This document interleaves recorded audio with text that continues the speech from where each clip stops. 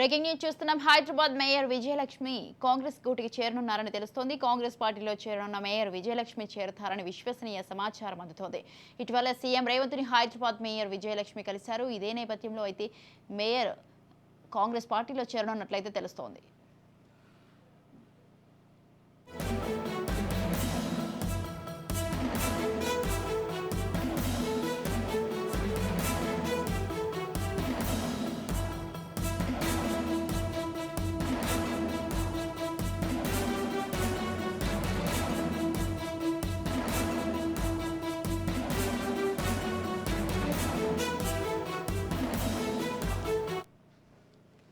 Hyderabad mayor Vijayalakshmi Congress గూటికి చేరనున్నారని తెలుస్తోంది. కాంగ్రెస్ పార్టీలో చేరనున్న మేయర్ విజయలక్ష్మి చేరతారని విశ్వసనీయ సమాచారం అందుతోంది.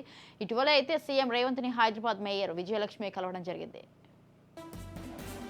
హైదరాబాద్ మేయర్ విజయలక్ష్మి కాంగ్రెస్ గూటికి చేరనున్నారని తెలుస్తోంది. కాంగ్రెస్ పార్టీలో చేరనున్న మేయర్ విజయలక్ష్మి చేరతారని విశ్వసనీయ సమాచారం అందుతోంది. ఇటీవల సీఎం రేవంత్ ని హైదరాబాద్ మేయర్ విజయలక్ష్మి కలిశారు.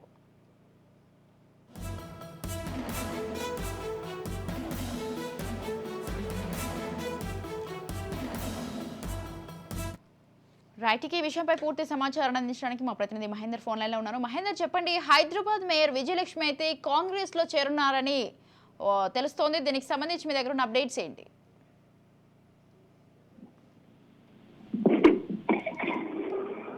పరిణామాలను చూస్తున్నాము. ముఖ్యంగా పార్టీ మారడాలు ఇవన్నీ చూస్తున్నాము. అయితే ఎంపీలు ఎమ్మెల్యేలు అందరూ కూడా కాంగ్రెస్ డ్యూటీకి చేరుకున్న నేపథ్యంలో ఇప్పటికే కాంగ్రెస్ లోకి మాజీ మేయర్ బొంతు రామ్మోహన్, అలాగే మాజీ డిప్యూటీ మేయర్ ఫసీదుద్దీన్, అలాగే ఇప్పుడు ఉన్నటువంటి డిప్యూటీ మేయర్ కూడా పార్టీలో ఇప్పటికే వాళ్ళంతా కూడా కలవడం జరిగింది. శ్రీలతారెడ్డి దంపతులు కూడా కాంగ్రెస్ లోకి వెళ్ళారు.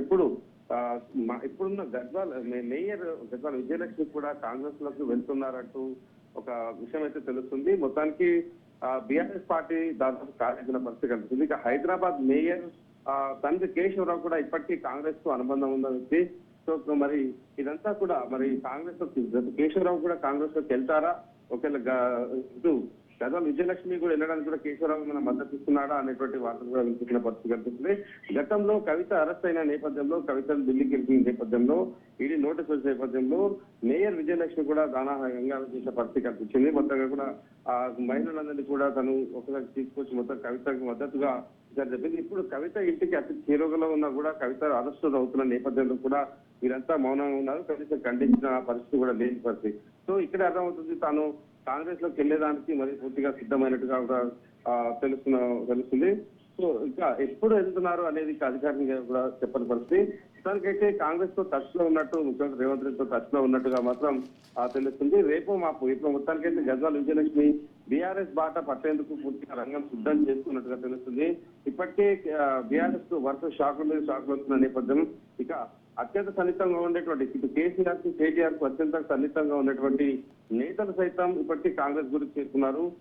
అయితే ఇప్పుడు గద్వాల విజయలక్ష్మి వెళ్ళడం కూడా సభ వెళ్ళిపోతుంది అనేటువంటి వార్తలు అయితే వినిపిస్తున్నాయి. కేశవరావుతో కూడా కాంగ్రెస్ పార్టీకి చాలా సీనియర్ నేత ఉండే ఆయన, కూడా కాంగ్రెస్ పార్టీలో ఒక పూర్తిగా నిర్ణయాలు తీసుకునేటువంటి స్థాయిలో కేశవరావు ఉండేవాడు. మరి ఇప్పుడు కాంగ్రెస్ అధికారంలోకి వచ్చింది, బీఆర్ఎస్ నానాటికి లోపలికి వెళ్తున్న పరిస్థితిలో మరి గద్వాల విజయలక్ష్మి కేశవరావుతో సంప్రదించి కేశవరావు సూచనల మేరకి బీఆర్ఎస్ వీడి కాంగ్రెస్ లోకి వెళ్తుందా, ఆ రకంగానే అడుగులు పడుతున్నాయా అనేది మాత్రం చర్చ జరుగుతున్న పరిస్థితి కనిపిస్తుంది sir. Right, thank you Mahender, thanks for the details.